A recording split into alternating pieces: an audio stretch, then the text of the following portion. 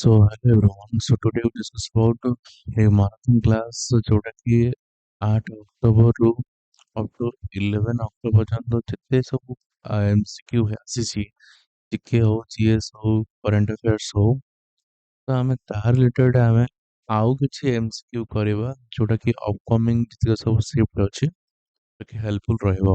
ତ ditto same type ରହିବ ଯାହା ପ୍ରିଭିୟସରେ ଥିଲା ତାକୁ ଆକର୍ଡିଂ ବେସ୍ କରିକି ଆଉ କିଛି ଇନୋଭେଟିଭ ଏମସିକ୍ୟୁଜ ଗୁଡାକ ଆମେ ଆଡ୍ କରିଛେ ଏଇ ମାରାଥନ କ୍ଲାसेसରେ। ତ ସମସ୍ତେ ରିକ୍ୱେଷ୍ଟ ଏ କ୍ଲାସକୁ ସମସ୍ତେ ଦେଖନ୍ତୁ ଆଉ ଯାହାର ଯାହା ବି ଡାଉଟ୍ ତ କମେଣ୍ଟ ବକ୍ସରେ ବି କୁହନ୍ତୁ। ଆଉ ମୁଁ ଚେଷ୍ଟା କରିବି ବହୁତ ସ୍ଲୋ କରିବାକୁ। ହଁ ବହୁତ ପିଲା କମ୍ପ୍ଲେନ କରିଛନ୍ତି କି ସାର୍ ବହୁତ ଫାଷ୍ଟ କହୁଛନ୍ତି। ଆଉ ଦେଖ ଫାଷ୍ଟ କହିବା ରିଜନ ହେଲା କି ତମେ ତାକୁ 0.5ରେ କରିକି ବି କଣ କରିପାରିବ ଶୁଣିପାରିବ ହେଲା। ଆମେ କମ ଟାଇମ ଭିତରେ କେମିତି ଅଧିକରୁ ଅଧିକ ଡାଟା ବା ଇନଫର୍ମେସନ ଗୁଡକୁ ଆମକୁ କଲେକ୍ଟ କରିବାର ଅଛି ହେଲା। କାହିଁକିନା ଏକ୍ସାମ କହିବାକୁ ଗଲେ ଆଉ ସମସ୍ତଙ୍କର ଲାଗଭଗ ପାଖାପାଖି ଥିବ। ଆଉ ଆଜିକା ଡେଟ୍ରେ କମ୍ପିଟେଟିଭ ବି ବହୁତ ଇସ୍ୟୁ, ପିଲାଙ୍କ ପାଖରେ ଟାଇମ ବି ନାହିଁ ଏତେ ସମୟ ଭିଡ଼ିଓ ଧରି ଦେଖିବାକୁ। ତ ମୁଁ ସେଇଥିପାଇଁ କଣ କରେ ନା ଫଟାଫଟ ଫଟାଫଟ କୁହେ। ତ ଯୋଉମାନେ ଟିକେ କ୍ୟାପଚର ଯିଏ ଅଲରେଡି ଆକ୍ୱେଣ୍ଟେଡ ମୋ ଭଏସ ସହିତ ସେ ଅଲରେଡି କ୍ୟାପାବିଲିଟି ରହିବ ତାଙ୍କର ଠିକ ଅଛି ଡେରି କରିବାନି ଷ୍ଟାର୍ଟ କରିବା। क्वेश्चन कौन ଦେଇଛି? हु फाउंडेड द आत्मीय सभा? आत्मीय सभा किए फाउंड करथिला? राजा राममोहन रॉय, देवेंद्रनाथ टैगोर, केशव चंद्र सेन ना ज्योतिबा फुले? तो आंसर कौन ହେଇଯିବ? राजा राममोहन रॉय। द ब्राह्मो समाज वाज फाउंडेड बाय हुम? ତାହେଲେ ବ୍ରାହ୍ମ ସମାଜ ଯୋଉ ରହିଲା ତାକୁ କିଏ ଫାଇଣ୍ଡ ଆଉଟ୍ କରିଥିଲା? ହେଲେ ବ୍ରାହ୍ମ ସମାଜ ଯିଏ ରହିଲା ଯୋଉଟା କି ଅଗଷ୍ଟ 10ରେ ଫାଉଣ୍ଡ ହେଇଥିଲା 1828 ମସିହାରେ କୋଲକାତାରେ। ଆଉ ରାମମୋହନ ରୟଙ୍କ ଦ୍ୱାରା ବ୍ରାହ୍ମ ସମାଜ କଣ ହେଇଥିଲା ନା ଫାଇଣ୍ଡ ଆଉଟ୍ ହେଇଥିଲା। ତାହେଲେ ଆନ୍ସର କଣ ହବ? ରାଜା ରାମମୋହନ ରୟ। ତାହେଲେ ସିଏ ଯଦି କଥା କହିବା ସେ ଜଣେ ଅଥର ଥିଲେ ଲାଇକ୍ ପ୍ରିଜର୍ଭର ଅଫ ଦ ୟୁନିଭର୍ସ ଯୋଉ ଥିଲା ତାଙ୍କ ସମାଜ ଡେଡିକେଟେଡ ଥିଲା। ଆଉ ଫାଦର ଅଫ ଇଣ୍ଡିଆନ ରେନିଜାନ୍ସ ମଧ୍ୟ ତାଙ୍କୁ କୁହାଯାଏ। ଆଉ ସେ ଡିସ୍କ୍ରେଡିଟ୍ କରିଥିଲେ ମିନିଂଲେସ୍ ହିନ୍ଦୁ ରିଚୁଆଲ୍ସ ଗୁଡାକ। ଆଉ ସେ ଡିନାଉନ୍ସ କରିଥିଲେ ଲାଇକ୍ ଇମେଜ worship ହଉ କାଷ୍ଟିଜିମ୍ ହଉ ପଲିଥିଜିମ୍ ହଉ ଏସବୁ ଗୁଡାକ ତାଙ୍କ ଡିନାଉନ୍ସ ଥିଲା। ଠିକ ଅଛି। ହୁ ଫାଉଣ୍ଡେଡ ଦ ତତ୍ତ୍ୱବୋଧିନୀ ସଭା? ତାହେଲେ ଯୋଉ ତତ୍ତ୍ୱବୋଧିନୀ ଯୋଉ ସଭା ରହିଲା ତାକୁ କିଏ ଫାଇଣ୍ଡ ଆଉଟ୍ କରିଥିଲା? ତାହେଲେ ଆନ୍ସର କଣ ହେଇଯିବ? ନା ଦେବେନ୍ଦ୍ରନାଥ ଟାଗୋର ହେଇଯିବ ରାଇଟ୍ ଆନ୍ସର। 1839 ବେଳକୁ ତତ୍ତ୍ୱବୋଧିନୀ ସଭା 6 ଅକ୍ଟୋବର 1939ରେ କଣ କରିଥିଲେ ନା ଏଷ୍ଟାବ୍ଲିଶ କରିଥିଲେ। ଆଉ ଏ ସଭାର ଅବଜେକ୍ଟିଭ କଣ ଥିଲା? ବେସିକାଲି ରେସନାଲ ଆଉ ହ୍ୟୁମାନିଷ୍ଟ ଯୋଉ ହିନ୍ଦୁଜିମ୍ ଭିତରେ କେମିତି ପ୍ରମୋଟ କରିବା ପାଇଁ। ଆଉ ତତ୍ତ୍ୱବୋଧିନୀ ସଭା ଷ୍ଟାର୍ଟେଡ ହେଇଥିଲା କୋଉଠି ନା ଆମର କୋଲକାତାରେ ଷ୍ଟାର୍ଟେଡ ହେଇଥିଲା। ଠିକ ଅଛି। ଦେବେନ୍ଦ୍ରନାଥ ଟାଗୋର କମ୍ପାଇଲ କରିଥିଲେ ଯୋଉ ବ୍ରାହ୍ମ ଧର୍ମ ଟେକ୍ସଟ ଗୁଡାକୁ ମଧ୍ୟ। ନେକ୍ସଟ କୁ ଯିବା। The young Bengal movement was led by whom? Young Bengal movement କୁ କିଏ ଲେଡ୍ କରିଥିଲେ? ତାହେଲେ କଣ ହବ ନା ଅପସନ ଏ ହେନରୀ ଲୁଇସ୍ ଭିଭିଆନ ଡେରୋଜିଓ ହେଇଯିବ ରାଇଟ୍ ଆନ୍ସର। ଇଏ ଜଣେ କହିପାରିବା ପର୍ତ୍ତୁଗିଜ ଅରିଜିନରୁ ଥିଲେ। ଆଉ ହିନ୍ଦୁ କଲେଜର ବି ତାଙ୍କର ଆସିଷ୍ଟାଣ୍ଟ ହେଡମାଷ୍ଟର ହିସାବରେ କାମ କରିଥିଲେ। ଆଉ ବେସିକାଲି ହିନ୍ଦୁ କଲେଜ ଟିଚର ହିସାବରେ ଯେତେବେଳେ 17 ଇୟରରେ ଜଏନ୍ କରିଥିଲେ ତା ସହିତ ସେ ରିଫର୍ମିଷ୍ଟ ସେତେବେଳେ ବନି ଯାଇଥିଲେ। ଇଭେନ ମଧ୍ୟ ଫକିର ଅଫ ଜୁଗିରା ଲଙ୍ଗ ପୋଏମ ମଧ୍ୟ ତାଙ୍କ ଦ୍ୱାରା ଲେଖା ହେଇଥିଲା। ଠିକ ଅଛି। ନେକ୍ସଟ କୁ ଯିବା। ହୁ ଫାଉଣ୍ଡେଡ ଦ ବ୍ରାହ୍ମ ସମାଜ ଅଫ ଇଣ୍ଡିଆ? ତାହେଲେ ବ୍ରାହ୍ମ ସମାଜ ଇଣ୍ଡିଆରେ ଏଟାକୁ କିଏ କରିଥିଲା ନା ରାଜା ରାମମୋହନ ରୟ କରିଥିଲେ ହେଲା। ତାଙ୍କ ସହିତ ଦ୍ୱାରକାନାଥ ଟାଗୋର ବି ଥିଲେ ଯୋଉଟା କି ଅଗଷ୍ଟ 20 1828 ବେଳକୁ ଫାଉଣ୍ଡ ଆଉଟ୍ ହେଇଥିଲା। ତ ବ୍ରାହ୍ମ ସମାଜ କଥା କୁହାଯାଇଛି ହେଲେ ଫାଉଣ୍ଡର ବ୍ରାହ୍ମ ସମାଜ ରାଜା ରାମମୋହନ ରୟ। ଠିକ ଅଛି।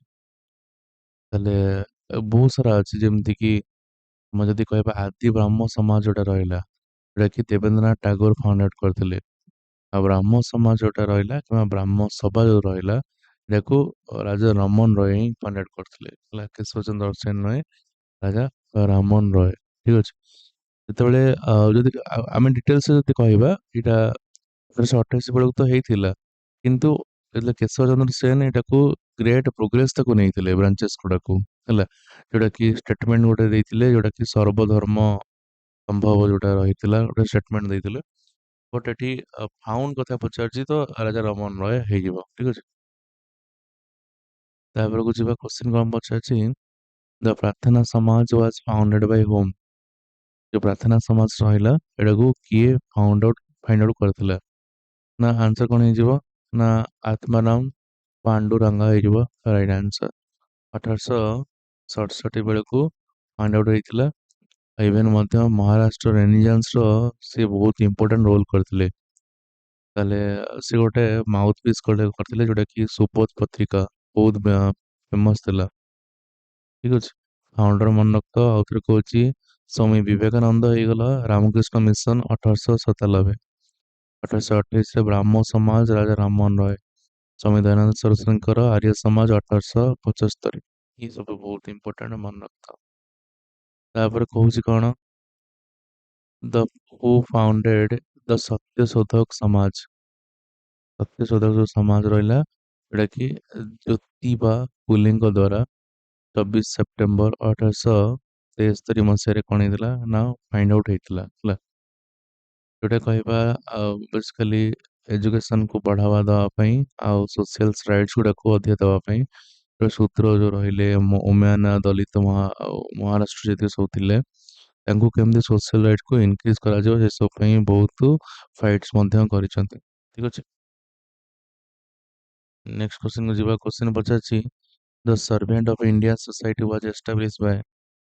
ସର୍ଭେଣ୍ଟ ଅଫ ଇଣ୍ଡିଆନ୍ ସୋସାଇଟି ଯୋଉଟା କି ଗୋପାଳ କୃଷ୍ଣ ଗୋଖେଲଙ୍କ ଦ୍ଵାରା କଣ ହେଇଥିଲା ନା ଫାଇଣ୍ଡ ଆଉଟ୍ ହେଇଥିଲା 1905 ମସିହାରେ ଏଟା ଫାଇଣ୍ଡ ଆଉଟ୍ ହେଇଥିଲା, ହେଲା, କେମିତି ଇଣ୍ଡିଆନ ଏଜୁକେସନକୁ ଅଧିକା ଫିଲ୍ଡରେ ଦିଆଯିବ, ତା ସହିତ ପ୍ରମୋସନ ଅଫ ଏଜୁକେସନ ହଉ, ରିମୁଭାଲ ଅଫ ଅନଟିଚେବିଲିଟି ଏସବୁ। ଆଉ ସେମାନଙ୍କୁ ତ 1911 ମସିହାରେ ସେ ଗୋଟେ ନ୍ୟୁଜ ଲେଟର ଟାଇଟେଲ ଦେଇଥିଲେ ହିତବାଦ, ହେଲା, କଣ ନା ହିତବାଦ ଗୋଟେ ଇଂଲିଶ ଜର୍ନାଲ ବି କହିପାରିବା, ନାଗପୁର କରିଥିଲେ, ଠିକ ଅଛି। ନେକ୍ସଟ କ୍ୱେଶ୍ଚିନ୍ କୁ ଯିବା, କିଛି ଋଗ୍ବେଦିକ ରିଭର୍ସ ଆଉ ମଡର୍ନ କଥା ପଚାରିଛି କାହିଁକି ନା ଏଇଟା ସବୁ ଭାଇଟାଲ ରହିବ, ହେଲା। What is the Rigvedic name for the river Indus? River ଇଣ୍ଡସର ଋଗ୍ବେଦିକ ନେମ୍ କଣ ବୋଲି ପଚାରିଛି, ଆନ୍ସର କଣ ହେଇଯିବ ନା ସିନ୍ଧୁ ହେଇଯିବ ରାଇଟ୍ ଆନ୍ସର, ଠିକ ଅଛି। ଦେଖ ମୁଁ କହିଦଉଛି ଋଗ୍ବେଦିକ ନେମ୍ ଆଉ ଆଜିକା ଡେଟର ମଡର୍ନ ନେମ୍, ଇଏ ସବୁ ଇମ୍ପୋର୍ଟାଣ୍ଟ। ଋଗ୍ବେଦିକ ନେମ୍ ହେଲା ଫାର୍ଷ୍ଟ ଯଦି ସିନ୍ଧୁ କଥା କହିବା, ସିନ୍ଧୁର ମଡର୍ନ ନେମ୍ ହେଇଯିବ ଇଣ୍ଡସ୍। ଆଉ ସେମିତି ସୁତୁତ୍ରି ଗୋଟେ ଅଛି ଯୋଉଟା କି ସତଲେଜ ହେଇଯିବ। ଆଉ ବିତସ୍ତା ଯୋଉଟା ରହିଲା ଯୋଉଟା କି ଆମର ଝେଲମ କଥା କୁହାଯାଇଛି। ଆଉ ଗୋଟେ ହେଲା ଅସ୍କିନି ଯୋଉଟା କି ଚେନାବ ରିଭର। ଆଉ ପୁରୁଷୁନି ଯୋଉଟା ରହିଲା ରବି ରିଭର କଥା କୁହାଯାଇଛି। ଏସବୁ ମନେ ରଖ। ଆଉ ବିପାସ ଯୋଉଟା ରହିଲା ଯୋଉଟା କି ବିଚ୍ ରିଭର କଥା କୁହାଯାଇଛି, ଠିକ ଅଛି। ଏସବୁ ମଡର୍ନ ନେମ୍ ମନେ ରଖ। Which river known as Vitasta in the Rigveda? ମୁଁ ଏବେ ଟିକେ ପୂର୍ବରୁ କହିଲି, ତାହେଲେ ବିତସ୍ତା କାହାକୁ କହିବା ନା ଝେଲମ ରିଭରକୁ। Next, the modern river Chenab was known by which name the Rigveda? ଯୋଉଟା ମୁଁ କହିଲି ତାକୁ ଓଲଟେଇକି ଦେଇଛି, ହଁ ନାଇଁ, ତାହେଲେ ଋଗ୍ବେଦିକ ଯୋଉ ଚେନାବ ରିଭର ରହିଲା ତାକୁ ଆମେ ଆସିକାନି ବୋଲି ତାକୁ କଣ କରିଥାଉ ଜାଣିଥାଉ, ଠିକ ଅଛି। କାହିଁକି ନା ଋଗ୍ବେଦ 40ଟା ରିଭରକୁ ନେଇକି କଣ ହେଇଛି ନା ମେନସନ ହେଇକି ଅଛି, ହେଲା। ବିତସ୍ତା ହେଲା ଝେଲମ, ବିପାସା ହେଲା ବିଶ, ଆଉ ଗୋଟେ ହେଲା ସୁତୁତ୍ରି ହେଲା ସତଲେଜ, ଆଉ ଗୋଟେ ହେଲା ତିସ୍ରଦତୀ ଯୋଉଟା କି ଘାଘର କଥା ବି ମଧ୍ୟ କୁହାଯାଇଛି। ତା କହୁଛି ପଡ଼ୋଶୀ ଋଗ୍ବେଦ କାହାକୁ କୁହାଯାଇଛି ରବି ରିଭର, ହେଲା। ସତଲେଜ ରିଭର ଯୋଉଟା ରହିଲା ସୁତୁତ୍ରି କୁହାଯାଇଛି। ଏବେ ଆସିବା ମହାଜନପଦ ଉପରେ କ୍ୱେଶ୍ଚିନ୍ସ କହିବ ଆଉ ଯୋଉଟା କି ଭାଇଟାଲ ମଧ୍ୟ ରହିବ, ଯିବା। Which ମହାଜନପଦ had its capital at ତକ୍ଷଶିଲା? ତକ୍ଷଶିଲାର ଯଦି ପଚାରିବ କାହାଙ୍କର ମହାଜନପଦରେ କ୍ୟାପିଟାଲ ଦେଖିବାକୁ ମିଳିଥିଲା, ତାହେଲେ କାହାର ନା ଗାନ୍ଧାର ମାନଙ୍କର, ଠିକ ଅଛି। ହେଲେ ଗାନ୍ଧାର ମାନଙ୍କର କ୍ୟାପିଟାଲ ଥିଲା। ସବୁ ଇମ୍ପୋର୍ଟାଣ୍ଟ ମହାଜନପଦ କଥା ମନେ ରଖ, ଯେମିତି ଆମର ଫାର୍ଷ୍ଟ ହେଲା କୋଶାଳ ଯୋଉଟା କି ସାରାବସ୍ତି କ୍ୟାପିଟାଲ। ତାପରେ କୁରୁ ମାନଙ୍କର ଇନ୍ଦ୍ରପ୍ରସ୍ଥ କିମ୍ବା ହସ୍ତିନାପୁର ମଧ୍ୟ କହିପାରିବା। ଭାଜି ଯୋଉଟା ରହିଲା ବୈଶାଳୀ, ଗାନ୍ଧାରା ଯୋଉଟା ରହିଲା ଆମର କ୍ୟାପିଟାଲ ରହିବ ତକ୍ଷଶିଳା। ଏ ସବୁ ଇମ୍ପୋର୍ଟାଣ୍ଟ। ଦେଖ କୁରୁ ଯୋଉ ରହିଲା ମୁଁ କହିଲି ଏବେ କଣ ନା ହସ୍ତିନାପୁର ଇନ୍ଦ୍ରପ୍ରସ୍ଥ। ତାପରକୁ ଯିବା ସେ କହୁଛି କୋଉ ମହାଜନପଦଙ୍କର କ୍ୟାପିଟାଲ କୋଉଠି ରହିବ ନା ଚମ୍ପାରେ ରହିବ ନା ଅଙ୍ଗ ମାନଙ୍କର ରହିବ ହେଲା। କୋଶଳା ଯଦି କଥା କହିବା ତାହେଲେ କାହାଙ୍କର ନା ସାରାବସ୍ତୀ ହେଇଯିବ, ଅପସନ ବି ହେଇଯିବ ରାଇଟ ଆନ୍ସର। ବୈଶାଳୀ କଥା ଯଦି କହିବା ଯୋଉଟା କି ଆମର ଭାଜି ମାନଙ୍କର, ମୁଁ କହିଲି ଅଲରେଡି ଭାଜି ମାନଙ୍କର ମହାଜନ କ୍ୟାପିଟାଲ ହେଇଯିବ। ମଗଧ କଥା କହିଛି କି ମଗଧ ଯଦି ରହିଲା ରାଜଗିର ବା ରାଜଗିରି ହେଇଯିବ। କିଛି ଓଡିଶା ରିଲେଟେଡ ଦେଖିବା କରେଣ୍ଟ ଆଫେୟାର କଣ କଣ ଅଛି, ଆଉ ଯୋଉଟା କି ଏବେ ଆର ଆଇ ଅମିନ ପିଭିଏସ୍ ରେ ସବୁ ଆସିଥିବା କ୍ୱେଶ୍ଚନ ଗୁଡାକ ଆମେ ଏବେ ଡିସ୍କସନ କରିବା। ଠିକ ଅଛି। କ୍ୱେଶ୍ଚନ କଣ ଦେଇଛି, ସର୍ଭେଣ୍ଟ ଅଫ ଇଣ୍ଡିଆନ ସୋସାଇଟି ମୁଁ କହିସାରିଛି ଅଲରେଡି, ଜିକେ କୋକାଲେ କଥା କୁହାଯାଇଛି ହେଲା। ତାପରେ ମୋଷ୍ଟ ଇମ୍ପୋର୍ଟାଣ୍ଟ କହିବା, Mahatma Gandhi was profoundly influenced by the writing of, Mahatma Gandhi ଯୋଉ ରହିଲେ ସେ କାହାଙ୍କର ଟାଇମରେ ସେ ବହୁତ ଇନଫ୍ଲୁଏନ୍ସଡ ହେଇଥିଲେ। ଅପସନ ହେଇଯିବ କଣ ଲିଓ ଟଲଷ୍ଟୟ। ଠିକ ଅଛି। ଲିଓ ଟଲଷ୍ଟୟ ଯୋଉ କହିବା କଥା କହିବା, ସିଏ ନନ୍ ଭାୟୋଲେଣ୍ଟ ମୋଡ ଅଫ ଷ୍ଟ୍ରଗଲ ଆଉ ଥିଓରିକୁ ନେଇକି ବେସିକାଲି ତାଙ୍କର ଥିଙ୍କିଙ୍ଗ ଥିଲା। ଆଉ ଯୋଉଟା କି ଗାନ୍ଧୀଜୀ କଥା କହିବା ଯଦି ଲିଓ ଟଲଷ୍ଟୟ ଯିଏ ଥିଲେ, କିଙ୍ଗଡମ ଅଫ ଗଡ ୱିଦିନ ୟୁ ଯୋଉଟା କହିପାରିବା, ଲଭ୍ ଆଜ ଲ ଅଫ ଲାଇଫ, ବେସିକାଲି ସେ କଣ କରିଥିଲେ ନା ରସିଆନ ଆଇଡିଆ ବି ମଧ୍ୟ ଫଲୋ କରିଥିଲେ। ଆଉ ଯାହା ଫଳରେ ଆଉ ଆମର ଗାନ୍ଧିଜୀ କଣ କରିଥିଲେ, ଫଲୋ କରିଥିଲେ କାହାକୁ ନା ଲିଓ ଟଲଷ୍ଟୟକୁ। ଯିବା, the Lodhi dynasty was founded by, Lodhi dynasty ଥିଲା ତାକୁ ଫାଉଣ୍ଡେଡ କିଏ କରିଥିଲା, ଆନ୍ସର ହେଇଯିବ କଣ ନା ବାହଲୁଲ ଲୋଧି ହେଇଯିବ। 1400 କେତେ ନା 51 ବେଳକୁ ଫାଉଣ୍ଡ ହେଇଥିଲା। କି 15 ସେଞ୍ଚୁରୀ ଯେତେବେଳେ ଏଡି ହେଇଥିଲା ଏଣ୍ଡ ଅଫ, ଆଉ ସେତେବେଳେ ଏଷ୍ଟାବ୍ଲିଶ ହେଇଥିଲା ଆମର ଲୋଧି ଡାଇନାଷ୍ଟି ବୋଲି କହିବା। ଲାର୍ଜର ଏରିଆ ନର୍ଦର୍ନ ଇଣ୍ଡିଆଠୁ ଆରମ୍ଭ କରିକି, କାହିଁକି ନା ତାଙ୍କ ଯୋଉ ସନ୍ ଯୋଉ ଥିଲେ ସନ୍ ସିକନ୍ଦର ଲୋଧି, ତାଙ୍କ ପରେ ପରେ ଆସିଲେ କିଏ ନା କିଏ 16 ସେଞ୍ଚୁରୀ ବେଳକୁ ଲୋଧି ଏମ୍ପାୟାର ସୁଲତାନ ସିକନ୍ଦର ଲୋଧିଙ୍କ ଅଣ୍ଡରରେ ହେଇଥିଲା ପୁରା। ଠିକ ଅଛି। ଆଉ ସୁଲତାନ ଇବ୍ରାହିମ ଲୋଧି ଯୋଉ ଥିଲେ 108 ପଲିଟିକାଲ ଷ୍ଟ୍ରକ୍ଚର ଆଫଗାନ ନୋବାଲିଟିକୁ ନେଇକି ଷ୍ଟାର୍ଟ ମଧ୍ୟ କରିଥିଲେ। ଠିକ ଅଛି। ତାପରେ ଯେମିତି ବହୁତ ସାରା ଡାଇନାଷ୍ଟି ଅଛି, ଯେମିତି ବା ଲାଷ୍ଟରେ ରହିଲା, ଫାଷ୍ଟରେ ରହିଲା ଆମର ରାଜପୁତ ଡାଇନାଷ୍ଟି, ତାପରେ Khilji dynasty, Sayed dynasty, L ତୁର୍କିଶ ruler ମାନେ ତୁଗଲକ ଡାଇନାଷ୍ଟି, ଲୋଧି ଡାଇନାଷ୍ଟି। ଏ ସବୁ ଗୁଡାକ ଭାଇଟାଲ ଡାଇନାଷ୍ଟି କଥା ଗୁଡାକ ମନେ ରଖିକି ଯିବାକୁ ପଡିବ, କାହିଁକି ନା ଏକ୍ସାମରେ ଆସୁଛି ଏ ଟାଇପ ର କ୍ୱେଶ୍ଚନ। କ୍ୱେଶ୍ଚନ ଯିବା କଣ ଦେଇଛି, ହର୍ଷବର୍ଦ୍ଧନ ୱାଜ ଡିଫିଟେଡ ବାय, ହର୍ଷବର୍ଦ୍ଧନ ଯୋଉ ରହିଲେ ତ ଡିଫିଟେଡ ଯୋଉ କଥା ପଚାରିଛି, ତ ଡିଫିଟେଡ କାହାଙ୍କ ଦ୍ଵାରା ସେ ହେଇଥିଲେ। ତାହେଲେ ଯୋଉ ପୁଲକାସିନ ଟୁ କଥା ଯଦି କହିବା, ଯେ କି ହର୍ଷବର୍ଦ୍ଧନ ଇନଭାଣ୍ଡ କରିଥିଲେ ଚାଲୁକ୍ୟ କିଙ୍ଗଡମ କୋଉଠି ନା ଡେକାନରେ ହେଲା।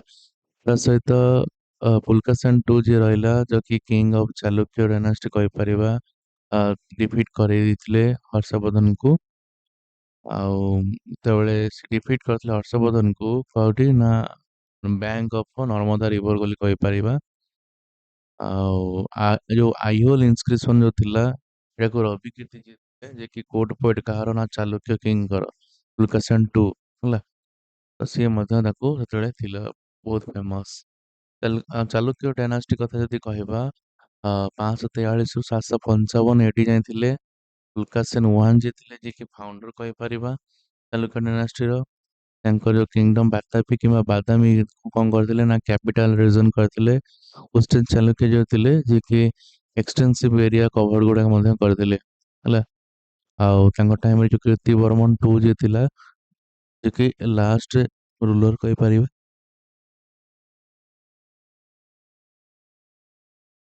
ଆମ ଚାଲୁକ୍ୟଙ୍କର। ଠିକ ଅଛି। ତାପରେ ଡିଫିଟ କରିଥିଲେ ଦାନ୍ତିଗୁର୍ଗାଙ୍କୁ, ଯୋଉଟା କି ଫାଉଣ୍ଡର ଅଫ ରାଷ୍ଟ୍ରକୂଟ ଡାଇନାଷ୍ଟି ଥିଲେ। ଡକ୍ଟ୍ରିନ ଅଫ ଲାପ୍ସ କଥା ମୁଁ କହିସାରିଛି ଅଲରେଡି, ଯୋଉଟା କି ଲର୍ଡ ଡାଲହାଉସି ଯୋଉ ପୂର୍ବ ଭିଡିଓ ଗୁଡାକ ଯୋଉମାନେ ଦେଖିନାହାନ୍ତି ଦେଖି ଦିଅନ୍ତୁ କାହିଁକି ନା ସେଇ ଟାଇପର କ୍ୱେଶ୍ଚନ୍ସ ଆସୁଛି ସବୁ ଆଉ ମୁଁ ଅଲରେଡି ପଢେଇ ସାରିଛି ମଧ୍ୟ। ତାପରେ ଯିଏକି ଗ୍ରୀକ୍ ଆମ୍ବାସେଡର ସେଣ୍ଡ କରିଥିଲେ ଚନ୍ଦ୍ରଗୁପ୍ତ ମୌର୍ୟଙ୍କ କୋର୍ଟକୁ ଯିଏକି ମେଗାସ୍ଥିନିସ୍ ବୋଲି କହିପାରିବା। ମେଗାସ୍ଥିନିସ୍ଙ୍କର ଫେମସ ବୁକ୍ ମତେ କମେଣ୍ଟ ବକ୍ସରେ ଆନ୍ସର କରିବାକୁ କୁହ ଫେମସ ବୁକ୍ କୋଉଟା।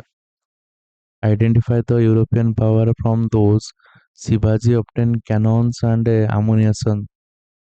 ତାହେଲେ ଆଙ୍କ ଭିତରୁ କୋଉ ଯୋଉ ୟୁରୋପିଆନ ପାୱାର କଥା କୁହ ଯେ କି ଶିବାଜୀ ଅବଟେନ୍ କରିଥିଲେ କ୍ୟାନନ ଆଉ ଆମ୍ୟୁନିସନ। ତାହେଲେ ଆନ୍ସର କଣ ହେଇଯିବ ପର୍ତ୍ତୁଗୀଜ ହେଇଯିବ ରାଇଟ ଆନ୍ସର। ତାହେଲେ ପର୍ତ୍ତୁଗୀଜ କଣ ହେଇଥିଲା ନା ଆଟେନ୍ ୟୁରୋପିଆନ କରିଥିଲେ ଯୋଉଟା କି ପାୱାର ଆଣିଥିଲେ ଶିବାଜୀ। ଆଚ୍ଛା ତାପରେ ଯିବା କ୍ୱେଶ୍ଚନ ଏଟା ବହୁତ ଇଜି କ୍ୱେଶ୍ଚନ ବି। The call of back to Veda was given by. Back to ବେଦାକୁ ଏଟାକୁ କିଏ ଲେଖିଥିଲେ ବୋଲି ପଚାରିଛି ନା ସ୍ୱାମୀ ଦୟାନନ୍ଦ ସରସ୍ୱତୀ ୟାକୁ ଲେଖିଥିଲେ। ଯିବା next most important questions. Simon commission was boycotted by the nationalist leader of India because। ଯୋଉ ସାଇମନ କମିଶନ ରହିଲା ତାକୁ ବୟକଟ କରିଥିଲେ ବଟ ରିଜନ କଣ ଥିଲା କାହିଁକି ବୟକଟ ସେ କରିଥିଲେ।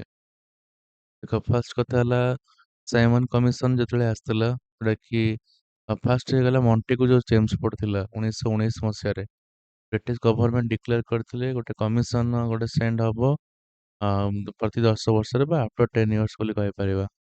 1919 ମଣ୍ଟେଗୁ ଯୋଉ ଚେମ୍ସ ପଡିଥିଲା ସିଏ ବେଶୀ ଆଚିଭ୍ କରିନଥିଲା ଆଜ ୱେଲ୍ ଆଜ ସାଇମନ କମିଶନ ଯେତେବେଳେ ଆପଏଣ୍ଟେଡ ହେଇଥିଲା। ସାଇମନ କମିଶନ ରିପୋର୍ଟଟା ବେସିକାଲି ଡିସଆପଏଣ୍ଟମେଣ୍ଟ ଆଉ କଣ୍ଡେମନେସନରେ ଇଣ୍ଡିଆରେ ଚାଲିଥିଲା ବେସିକାଲି। କିନ୍ତୁ କମିଶନ କଣ କରିଥିଲା ନା ଆପଏଣ୍ଟ କରିଥିଲା ପ୍ରାଇମ ମିନିଷ୍ଟର ଯିଏ ଥିଲେ ଷ୍ଟାଇନଲି ବାଲଡୁଇନକୁ। ତ ଏଇଥିରେ ଇନକ୍ଲୁଡେଡ କରାଯାଇଥିଲା। ତ କିନ୍ତୁ ଲଣ୍ଡନରେ କଣ ହେଇଥିଲା ନା ବ୍ରାଞ୍ଚ ଇଣ୍ଡିଆନ ନ୍ୟାସନାଲ କଂଗ୍ରେସର ପ୍ଲାନ ଥିଲା କି ବେସିକାଲି କମିଶନକୁ ଡିମନଷ୍ଟ୍ରେସନ କରିବେ। ଇଣ୍ଡିଆନ ନ୍ୟାସନାଲ କଂଗ୍ରେସ ମିସଟ୍ରଷ୍ଟେଡ ହେଇକି କଣ କଲା ନା ବୟକଟ କରିବାକୁ ଆରମ୍ଭ କଲା କାହାକୁ ନା ସାଇମନ କମିଶନକୁ। କମିଶନ ଆରାଇଭ କଲା ବ୍ରିଟିଶ ଇଣ୍ଡିଆରେ 1928ରେ ବେସିକାଲି କନଷ୍ଟିଟ୍ୟୁସନାଲ ରିଫର୍ମସ ପାଇଁ ବ୍ରିଟେନ ଲାର୍ଜେଷ୍ଟ ଆଉ ମୋଷ୍ଟ ଇମ୍ପୋର୍ଟାଣ୍ଟ ପ୍ରପୋଜିସନ ବି ମଧ୍ୟ କହିପାରିବା। ତାପରେ ବେସିକାଲି ଇଏ କଣ ହେଲା ନା ଇନକ୍ରିଜ ହେଲା ତାପରେ ପରେ ସ୍ୱରାଜ ପାର୍ଟି ବି ଗଠନ ହେଇଥିଲା। ତ ଏସବୁ କାରଣ ପାଇଁ ତ କଣ ହେଇଥିଲା ନା ଆମର ସାଇମନ କମିଶନ ତ କଣ ହେଇଥିଲା ନା ସଫଳ ହେଇନଥିଲା। ହେଲେ all of the above member commission were English ଥିଲେ କେହି ବି ଆମର ଆଇଏନସି ରୁ ନଥିଲେ ସେଥିପାଇଁ ଏତେ ଇସ୍ୟୁ ହେଇଥିଲା। ତାପରେ କହୁଛି 1857 ବେଳକୁ ଯେ କି ରିଭୋଲ୍ଟ ଅଫ କହିପାରିବା ନ୍ୟାସନାଲ ରିଭୋଲ୍ଟ ର କି କାହାଙ୍କ ଲିଡରସିପ ଅଣ୍ଡରରେ ଥିଲା ତାହେଲେ କିଏ ନା ଡିସରେଇଲି ହେଇଯିବ ରାଇଟ ଆନ୍ସର।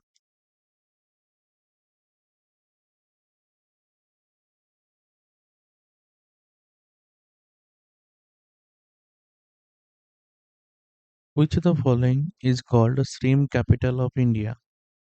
ତାହେଲେ ପଚାରିଛି stream capital of India ଯୋଉଟା କି stream farming industry ତାହେଲେ କଣ ହେଇଯିବ ନେଲୋର ହେଇଯିବ ରାଇଟ ଆନ୍ସର ହେଲା। ତାହେଲେ ନେଲୋର ଯୋଉଟା ଅଛି ସେଟାକୁ ଆମେ stream capital ମଧ୍ୟ କହିଥାଉ ଯୋଉଟା କି ଆନ୍ଧ୍ରପ୍ରଦେଶରେ ଦେଖିବାକୁ ମିଳେ। Next where did Buddha attend enlightenment? Buddha କୋଉଠି ଆଟେଣ୍ଡ କରିଥିଲେ ଏନଲାଇଟମେଣ୍ଟ କୁ ନା ଆନ୍ସର ହେଇଯିବ କୋଉଠି ଅପସନ ବି ବୋଧଗୟା ହେଇଯିବ ରାଇଟ ଆନ୍ସର। ତାହେଲେ ବୋଧଗୟାରେ ଆମର ଗୌତମ ବୁଦ୍ଧ ଆଟେଣ୍ଡ କରିଥିଲେ। ଆଚ୍ଛା ଯଦି ଏଟାକୁ ସେଲିବ୍ରେଟ କରାଯାଏ କଣ ଆଜ ଏ ବୁଦ୍ଧ ପୂର୍ଣ୍ଣିମା ବୋଲି। ଗୌତମ ବୁଦ୍ଧଙ୍କର ଚାଇଲ୍ଡହୁଡ ନେମ୍ ବା ରିଏଲ ନେମ୍ କହିବା ସିଦ୍ଧାର୍ଥ ଗୌତମ। ଗୌତମ ବୁଦ୍ଧ ଅରିଜିନେଟ କହିବା ବୁଦ୍ଧିଜିମ୍ ବୋଲି। ବର୍ନ ହେଇଥିଲେ କେବେ ନା 563 ବିସିରେ ବର୍ନ ହେଇଥିଲେ। ମହାପରିନିର୍ବାଣ ତାଙ୍କୁ କୁହାଯାଏ। ଆଉ ଯୋଉଟା କି ସେ ଲୁମ୍ବିନୀ ପାଖରେ କପିଳ ବସ୍ତୁ ପାଖରେ ଜନ୍ମଗ୍ରହଣ କରିଥିଲେ। କ୍ୟାପିଟାଲ ଯୋଉଟା କହିବା ସଖ୍ୟ ରିପବ୍ଲିକ କହିବା। ସେ ଡିଷ୍ଟ୍ରେସ ଥିଲେ ବେସିକାଲି ତାଙ୍କ ପ୍ରୋବ୍ଲେମକୁ ନେଇକି ସିଦ୍ଧାର୍ଥ କଣ କଲେ ନା 29 ବର୍ଷରେ ସେ ଘରକୁ ଛାଡି ପଳେଇଲେ। ଆଉ ରିନାଉନ୍ସିଏସନ ଦେଇଥିଲେ ଯୋଉଟା କି ମହାବିନିଶ କର୍ମନ ବୋଲି କୁହାଯାଏ। ଆଉ ଇନ ସର୍ଚ୍ଚ ଅଫ ନଲେଜ ସିଦ୍ଧାର୍ଥ କଣ କରିଥିଲେ ନା ସଖ୍ୟ ଫିଲୋସଫି ଯୋଉ ରହିଲା ସଂଖ୍ୟ ଫିଲୋସଫି ଆଲାର କଲାମ ଆଉ ବୈଶାଳୀଠୁ କଣ କରିଥିଲେ ଇନିସିଏଟ କରିଥିଲେ ହେଲା। ତାପରେ କୋରୋନେସନ ଅଫ ଶିବାଜୀ ଟୁକ୍ ପ୍ଲେସ। କୋରୋନେସନ ଯୋଉ ରହିଲା ଶିବାଜୀ 1974 ମସିହାରେ ସରି 1674 ମସିହାରେ କଣ କରିଥିଲେ କରୋନେସନ ନେଇଥିଲେ ମରାଠା କିଙ୍ଗଡମରେ। ସିଏ ସେକେଣ୍ଡ ସନ୍ ଥିଲେ କାହାର ନା ସାହାଜୀର। ଆଉ ଇଭେନ୍ ମଧ୍ୟ କ୍ରିଏଟର କହିପାରିବା ମରାଠା ନେସନର।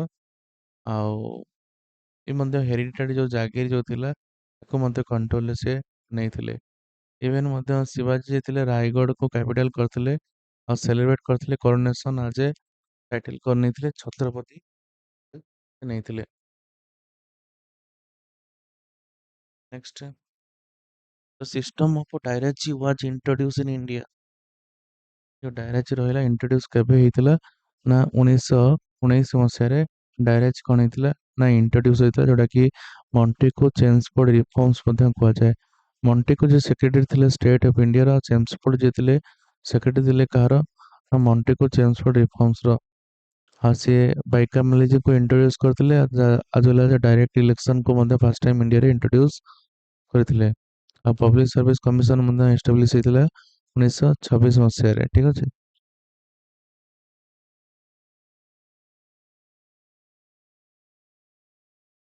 ୟଙ୍ଗ ଇଣ୍ଡିଆ ଆଉ ହରିଜନର ଏଡିଟର କିଏ ବୋଲି ପଚାରିଛି, ତାହେଲେ ମହାତ୍ମା ଗାନ୍ଧୀ ହେଇଯିବ right answer. Most important question, who the following attend all the three round table conference. ତିନିଟାକ ରାଉଣ୍ଡର ଟେବୁଲ କନଫରେନ୍ସକୁ କିଏ ପାର୍ଟିସିପେଟ କରିଥିଲେ ନା doctor B R Ambedkar participate କରିଥିଲେ। ଠିକ ଅଛି। ଫାର୍ଷ୍ଟ କନଫରେନ୍ସ ହେଇଥିଲା 1930ରେ। ଠିକ ଅଛି। ସେକେଣ୍ଡ ହେଇଥିଲା 1931ରେ। ଥର୍ଡ ହେଇଥିଲା 1932ରେ। ଥ୍ରୀ ରାଉଣ୍ଡ ଟେବୁଲ ଯୋଉଟା କହିବା ଯୋଉଟା କି ବ୍ରିଟିଶ ଗଭର୍ଣ୍ଣମେଣ୍ଟ ଇଣ୍ଡିଆ ଆଉ ଇଣ୍ଡିଆନ୍ ପଲିଟିକାଲ ପର୍ସନାଲିଟି ଡିସ୍କସ୍ ହେଇଥିଲା ବେସିକାଲି କେମିତି କନଷ୍ଟିଟ୍ୟୁସନାଲ ରିଫର୍ମସ ଦିଆଯିବ। ଆଉ ବି ଆର୍ ଆମ୍ବେଦକର ନେଇଥିଲେ ତା ସହିତ ତେଜ ବାହାଦୁର ସାପରୁ ହେଲା, ଏନ୍ ଏମ୍ ଯୋଶୀ ଆଉ M R Jayakar, C N Mudaliar ଏସବୁ ମାନେ ଆଟେଣ୍ଡ କରିଥିଲେ full to full. Which king is referred to as a Devanam Priya Priyadarshi in the inscription? ହେଲେ କୋଉ କିଙ୍ଗକୁ ଜଣାଯାଏ ଦେବନାମ ପ୍ରିୟା ପ୍ରିୟଦର୍ଶୀ ବୋଲି କାହାକୁ ଜଣାଯାଏ ନା କିଏ ନା ଆକବର ହେଇଯିବ ରାଇଟ ଆନ୍ସର। ଦେବନାମ ପ୍ରିୟା ଯେ କି ପାଲି ଅରିଫିକ ଏପିଥେଟ ମଧ୍ୟ କୁହାଯାଏ। ଏମ୍ପରର ଅଶୋକ କଣ କରିଥିଲେ ନା ଇନସ୍କ୍ରିପସନ ଦେଖିବାକୁ ମିଳିଥିଲା। ଦେବନାମ ପ୍ରିୟା ଯେ ଥିଲା ବିଲଭ ଅଫ ଗଡ୍ସ ମଧ୍ୟ ତାକୁ କୁହାଯାଏ। ଅଶୋକ କଞ୍ଜକ୍ସନ ଯୋଉ ଥିଲା ପ୍ରିୟଦର୍ଶୀ ସହିତ ବା ହି ହୁ ରିଗାର୍ଡସ ଅଦର ଦ କାଇଣ୍ଡନେସ ହ୍ୟୁମାନ, ତ ସେଇଠୁ ସେ କଣ ହେଇଛି ଅଣାଯାଇଛି। ଠିକ ଅଛି। ଆଉ ଏ ରୁଲ କରିଥିଲେ 273 232 BC ବେଳକୁ। ଇଭେନ ମଧ୍ୟ ଯେତେବେଳେ ହେଇଥିଲା ଲକ୍ଷେ ଲୋକଙ୍କୁ ମାରିଥିଲେ କିଙ୍ଗ ଅଶୋକ କନକ୍ୱେଷ୍ଟ କରିଥିଲେ ସେତେବେଳେ କଣ କରିଥିଲେ ନା ଚେଞ୍ଜ ହେଇଥିଲା ତାଙ୍କ ପଲିସି ଆଉ ଆଡପ୍ଟ କରିଥିଲେ ବୁଦ୍ଧିଜିମକୁ। 38 ଇୟର୍ସ ରୁଲ କଲା ପରେ ଡାଏଡ୍ ହେଇଥିଲେ 232 ବେଳକୁ ଡାଏଡ୍ ହେଇଥିଲେ। ନେକ୍ସଟ କ୍ୱେଶ୍ଚନ କୁ ଯିବା। କ୍ୱେଶ୍ଚନ କଣ କହିଛି, name the Maratha saint who was contemporary of ଶିବାଜୀ।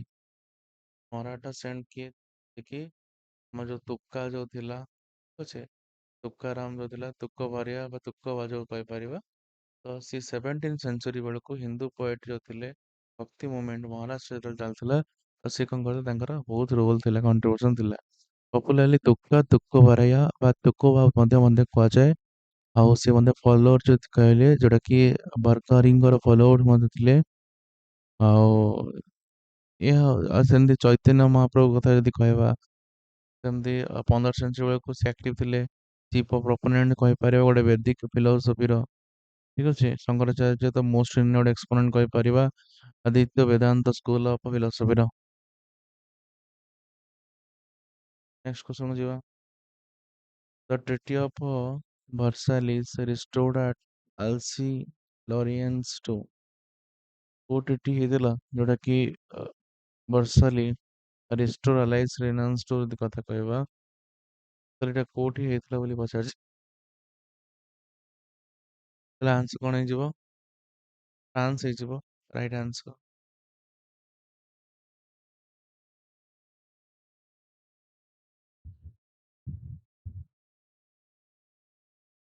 ନେକ୍ସଟ କ୍ୱେଶ୍ଚନ ଯିବା। କ୍ୱେଶ୍ଚନ କଣ ପଚାରିଛି, the Ashokan edict were deciphered first by dash. ଯୋଉ ଅଶୋକାନ ଯୋଉ ଏଡିକ୍ଟ ଥିଲା ଏଟାକୁ କିଏ ଡିସିଫର କରିଥିଲା ବୋଲି ପଚାରିଛି। ଜନ୍ ମାର୍ଶାଲ ନା ସାର୍ ୱିଲିୟମ ଜୋନ୍ସ, ଚାର୍ଲସ ୱିକିଙ୍ଗ ନା ଜେମ୍ସ ପ୍ରିନ୍ସଅପ୍? ତା ଆନ୍ସର କ'ଣ ହେଇଯିବ? ନା ଜେମ୍ସ ପ୍ରିନ୍ସଅପ୍ ହେଇଯିବ ରାଇଟ୍ ଆନ୍ସର। ଅଶୋକ ଏଡିଟ୍ କଥା ଯଦି କହିବା 33 ଇନସ୍କ୍ରିପସନ୍ ଏନଗ୍ରାଭ୍ କରାଯାଇଛି 268ରୁ 232 BC ଯାଏଁ, ଯୋଉଟାକି ଆଫଗାନିସ୍ତାନ, ପାକିସ୍ତାନ, ଇଣ୍ଡିଆ, ନେପାଳ ଏସବୁ ଗୁଡ଼ାକରେ ପଡ଼ିଛି। ଯଦି କହିବା major rock edict, minor rock edict, major ପିଲାର ଏଡିକ୍ଟ, ମାଇନର ପିଲାର ଏଡିକ୍ଟ ଏସବୁ କାଟାଗୋରୀ କରାହେଇଛି।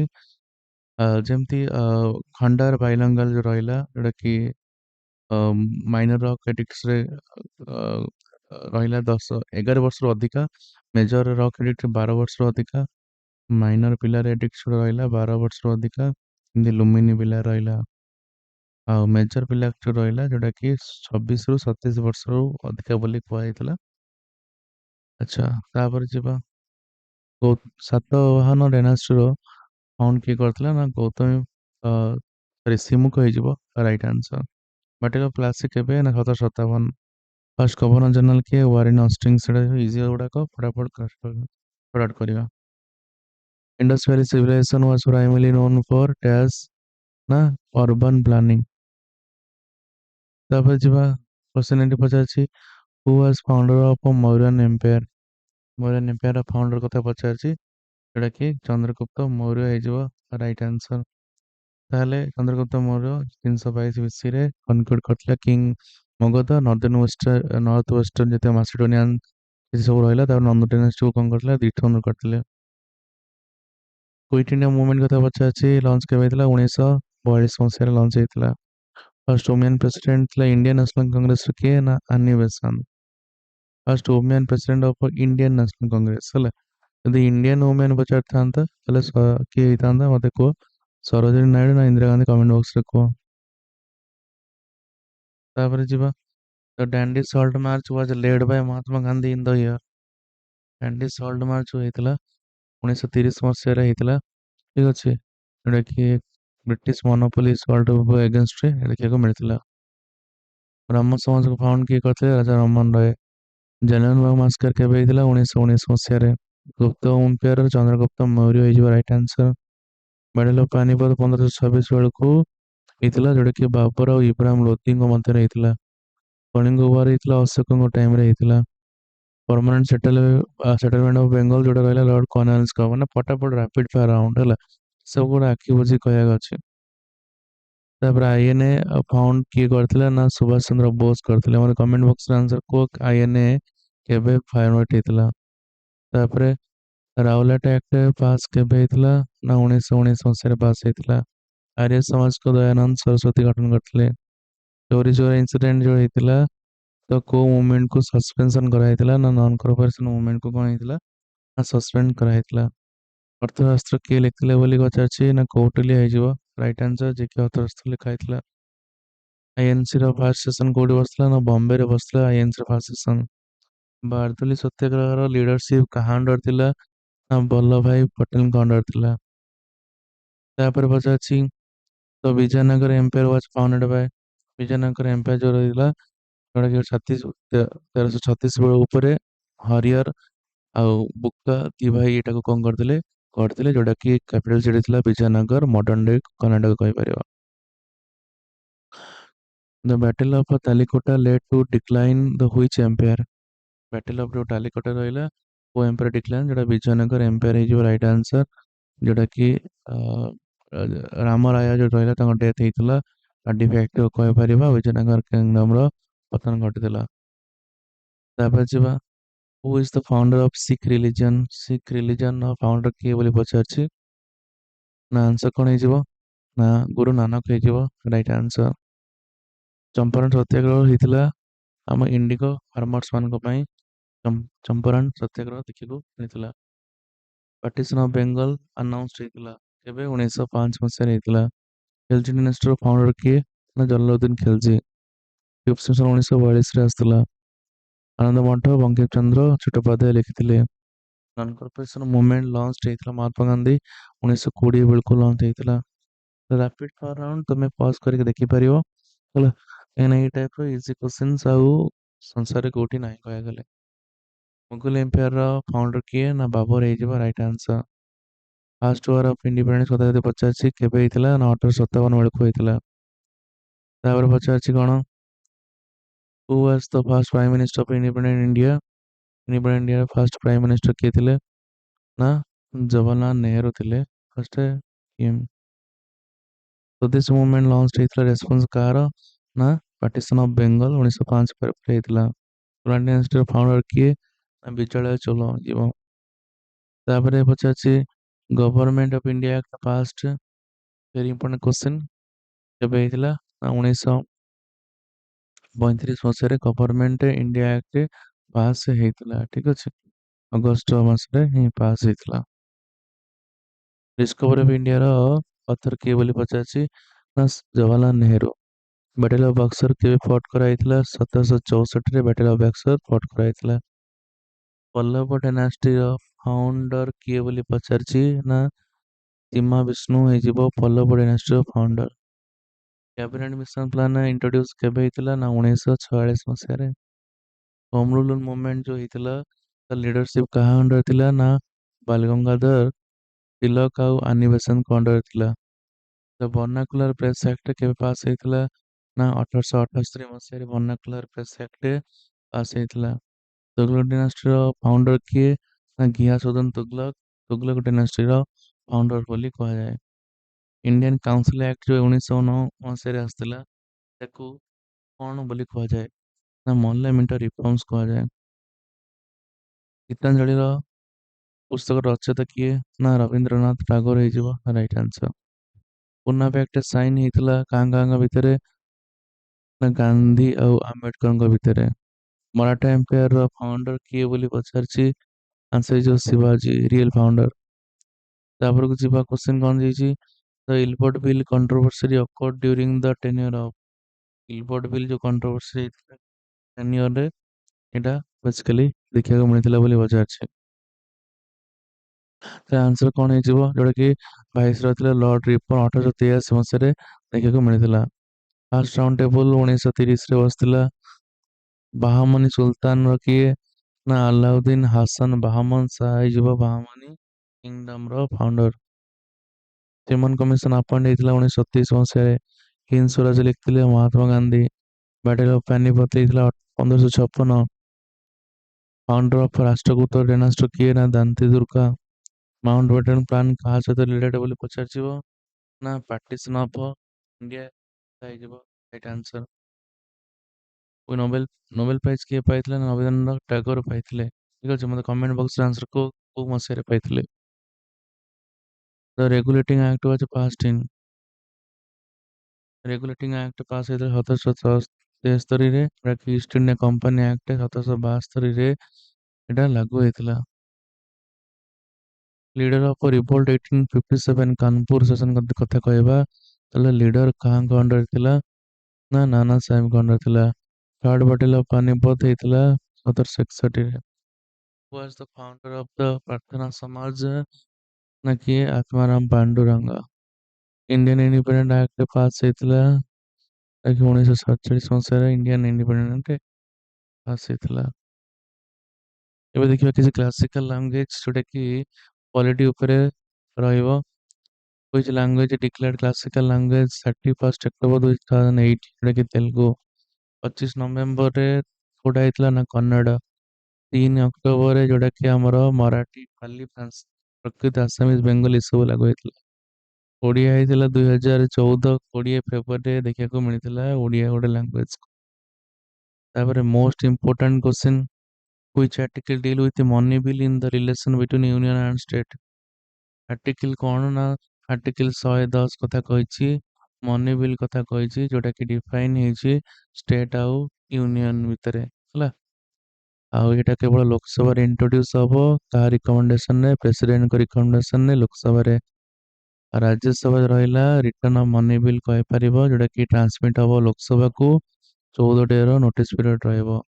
ମନି ବିଲ୍ ଟା introduce both of central government କହିପାରିବା ଲୋକସଭା ଆଉ ଷ୍ଟେଟ ଗଭର୍ଣମେଣ୍ଟ ଯୋଉ ରହିଲା ବିଧାନସଭା ହେଲା। ବାଇକାମେରାଲ ଲେଜିସ୍ଲେଚର ରହିଲା ଆଉ ୟୁନିକାମେରାଲ ଲେଜିସ୍ଲେଚର ଏସବୁ ଦେଖିବାକୁ ମିଳେ। ବାଇକାମେରାଲ ଲେଜିସ୍ଲେଚର କୋଉଠି ଦେଖିବାକୁ ମିଳେ କର୍ଣ୍ଣାଟକ ଉତ୍ତରପ୍ରଦେଶ महाराष्ट्र, बिहार, आंध्रप्रदेଶ ହେଲା ତେଲେଙ୍ଗାନା ଏସବୁ ଜାଗାରେ ଦେଖିବାକୁ ମିଳେ। ଇଏ ହେଲା ଆଉ 114 ଯଦି ରହିଲା ଆପ୍ରୋଭେସନ ବିଲ୍ ଆଉ ପାର୍ଲାମେଣ୍ଟ କଥା କୁହାଯାଇଛି। 112ରେ ଆନୁଆଲ ଫାଇନାନ୍ସିଆଲ ଷ୍ଟେଟମେଣ୍ଟ ରହିଲା ବଜେଟ। ଆଉ 116ରେ vote of account vote of credit ଆଉ ଏସବୁ କଥା କୁହାଯାଇଛି। 35 କିଏ ଦବ ନା ସ୍ପିକର ଅଫ୍ ଲୋକସଭା 35 ଦେବେ ଲାଷ୍ଟକୁ। ଏଇଟା ଗୋଟେ ମନେ ବିଲ୍ କି ନାହିଁ। ଆଇପିଏଲ କିଛି ଦେଖିଦବା ଫଟାଫଟ। କିଏ ଜିତିଲା ଆଇପିଏଲ 2025 ନା ରୟାଲ ଚ୍ୟାଲେଞ୍ଜର୍ସ ବାଙ୍ଗାଲୋର ଜିତିଲା।